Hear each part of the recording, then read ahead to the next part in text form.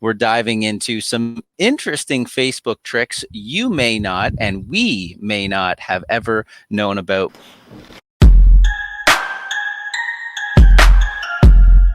So the first interesting trick is going to be to pin a list builder to the top of your Facebook page.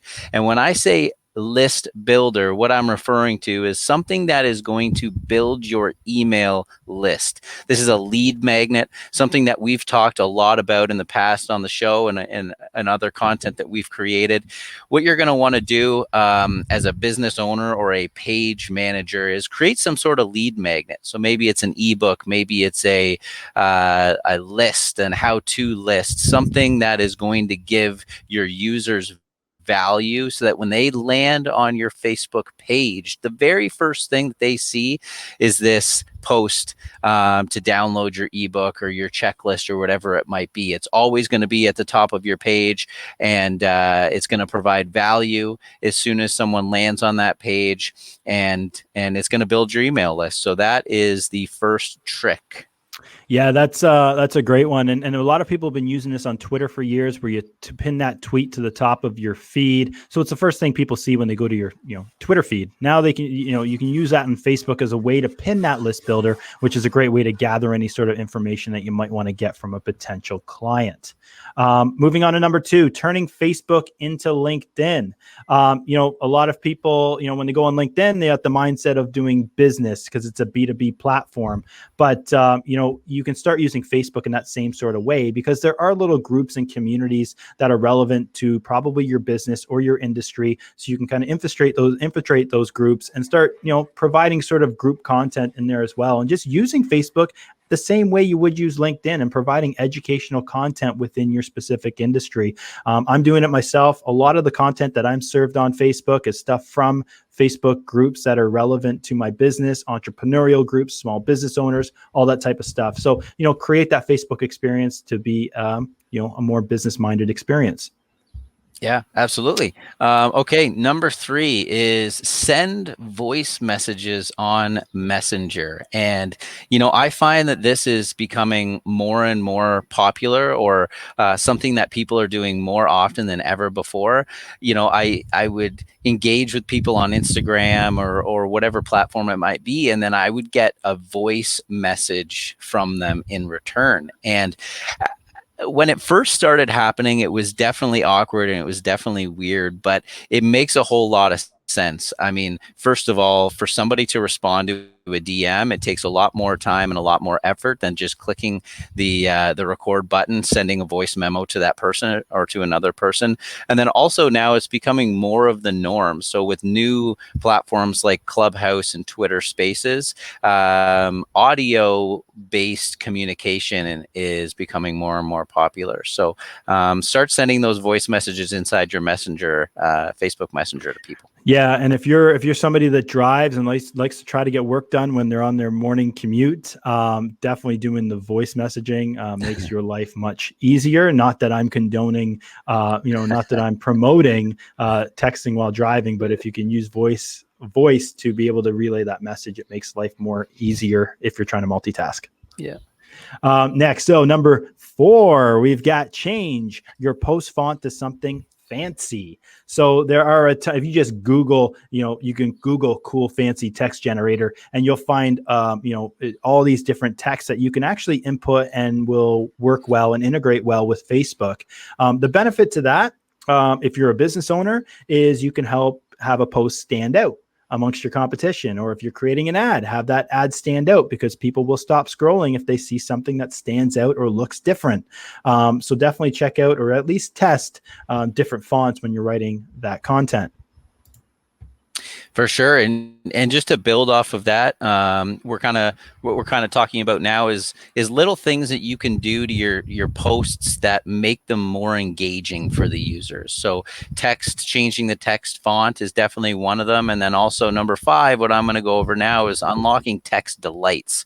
And the easiest way for me to describe what these are is if you have a chain of comments on a post, or if you're on Instagram and you're viewing stories and you like a story, you know how you can swipe up and it gives you all of those options, like the 100 sign, the fire sign, the smiley face. You click on that and it basically just explodes the page with all of those fire icons. That's what text delights are. So it's another way for you to allow people to basically have like this little explosion of congratulations and fun little emojis appear on a comment.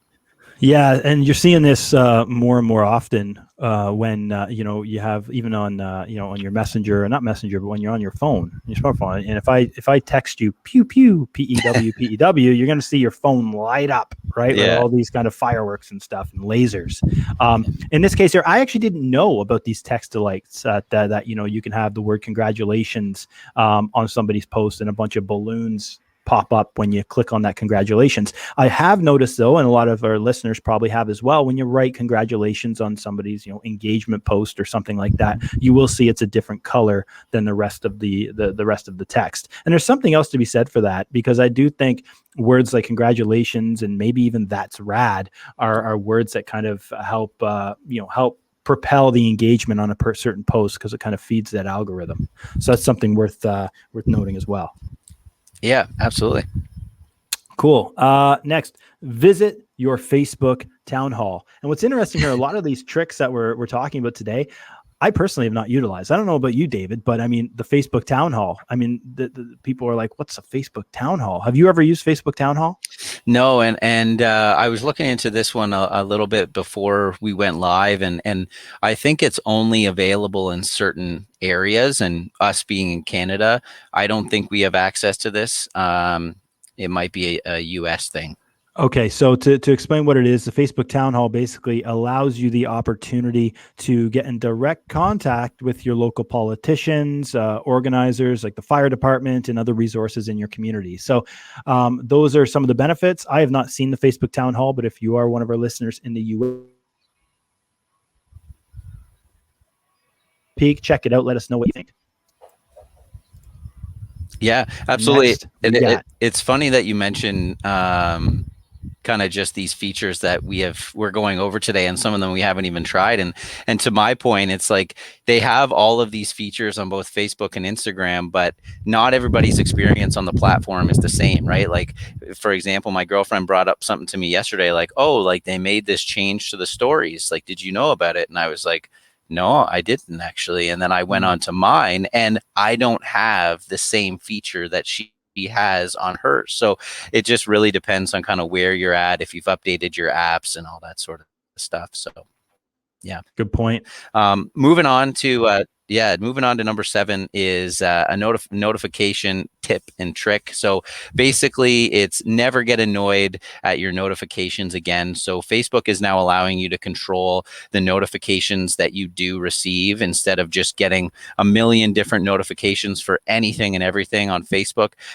You have more control over that now. So if you just simply go into settings and privacy on your Facebook profile, and then into settings, you can choose the notifications on the left menu, and everything is right there. And it basically just allows you to pick and choose which notifications you want to receive. So definitely do that, so that you're not getting bombarded with just random things you don't need to know about.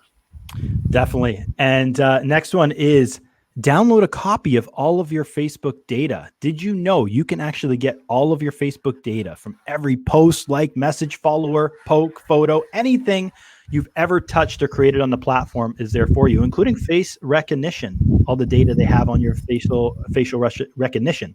And you can also manage the information that you share with other people. A lot of people don't take advantage of this. If you do care about the information that you're sharing on Facebook, you might want to take a look at your settings and then go click on Facebook information. That is where you will be able to access your Facebook information and put limitations on it if you wish.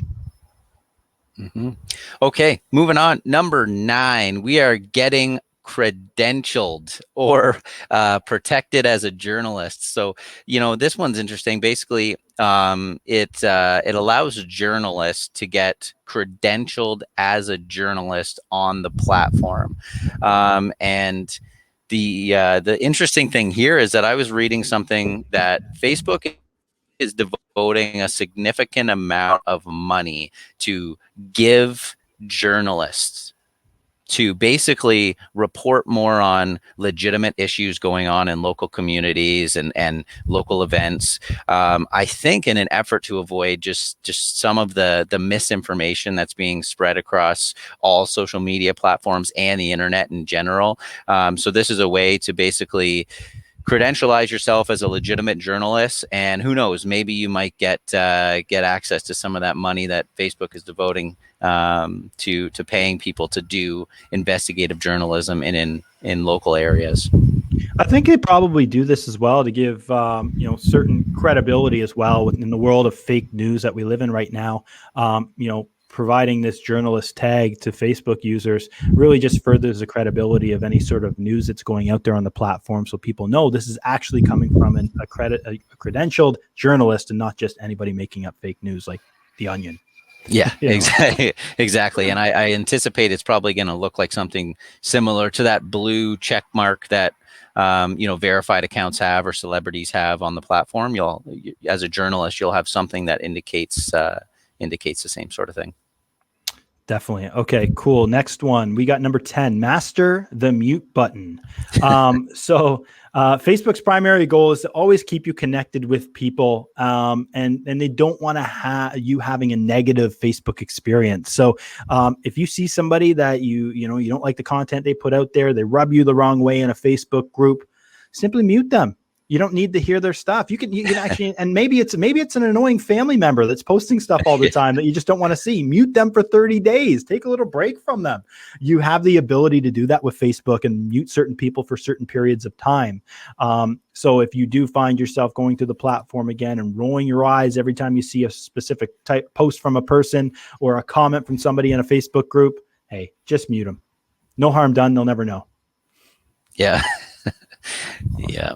Awesome. Okay, moving on. We're almost wrapped up here, but this is a super important one, and an often complaint that we get from a lot of people about Facebook, and that is to fine tune your ad preferences. So, Facebook ad business is obviously massive. It's a large part of our business as well. I mean, in 2019 alone, the platform generated $69.7 billion in advertising revenue alone, which is just absolutely massive. And a lot of people will complain, and I'm sure, Jay, you hear this a lot about the Facebook ads that they're seeing in their feed or wherever on the platform, and that they aren't relevant or they aren't personalized or whatever the complaint is. And at the end of the day, we as users of the platform have the ability to control what it is that we're seeing and who we're targeting. So, you can go into your ad preferences under settings and choose basically what you want to see. And at the end of the day, like, really just think about what you're engaging with, what websites you're visiting on the internet, and it all plays a role into what you're seeing on the platform. So if you're browsing things that you have an interest in, then you're going to see things on the platform that should be relevant to what you have an interest in, if that makes sense. A lot of users have an issue with this. Like, I talk to people that have an issue with this, but all Facebook's doing is just trying to create a better experience for you based on your habits and based on your interests. So I'm all for giving Facebook that data to serve me a better experience. A lot of those ads that fill my feed, I'm actually interested in, and I'm taking actions on them. I'm clicking on them, learning more, going to websites. A lot of those ads are beneficial to me. It's almost like going to a shopping mall full of stores that I'm actually interested in purchasing products from, as opposed to just going to some dingy rundown plaza with random stores and shops and nail salons and all this type of stuff that I don't care about. You know what I mean? So it's just customizing that experience for you. So, you can customize it. You can hide certain ads, all that type of stuff. And this is what, I mean, even with the iOS Apple update that everyone's talking about, where you're not going to be tracked by Facebook on an Apple device, this is actually it's not going to help that user experience. Let's just say that. Because now you're going to start seeing ads from places that you might not have any interest in if Facebook's not able to track your activity post Facebook. So that's just something to consider in the next few months. Keep an eye on those ads that fill your feed and see if they are customized to you. Be interesting to hear one way or another. So let us know. Yeah. Cool. And we got number 12. Check your account status. So today I went on the StreamYard. We go live on StreamYard. This is a video podcast as well as the audio. So typically we go live on Facebook, but today I got a bunch of exclamation marks saying not connected. So for some reason, we're not connecting StreamYard to Facebook. So I have to go and check my account status because there's a good chance there might be something wrong with my account on why it's not allowing me to post pages right now to my Facebook. This happens quite a bit in 2021. This is very popular where you're seeing a lot of people having problems with their account. You could write a comment on somebody's page in a group or on a page and just write a comment that they might not find, they might not be happy with, and they could report you. Well, this could result in you having some sort of a suspension on your account from posting comments on pages and things like that. So you can always just go and check your account status by easily just going to your profile and then click the button with the 3 dots on the right-hand side there, and then click on account status. That will give you any information on your account or any restrictions that you might have on your account. Bring her home. Awesome. Okay, we're bringing it home, and with something that isn't so much of a secret or a new feature, but it is to save links to read later. So obviously, you're browsing through Facebook and you see an article that is of interest, and you want to save it for later so that you can read it. Basically, you're going to press on those 3 dots where everything lives in the top right of any post, and then click save post. It's going to be the very first option when you click on those 3 dots, and then to access it later, to find your saves options, it's going to be in the left menu on the main Facebook page is where you're going to find all of those save posts under See More.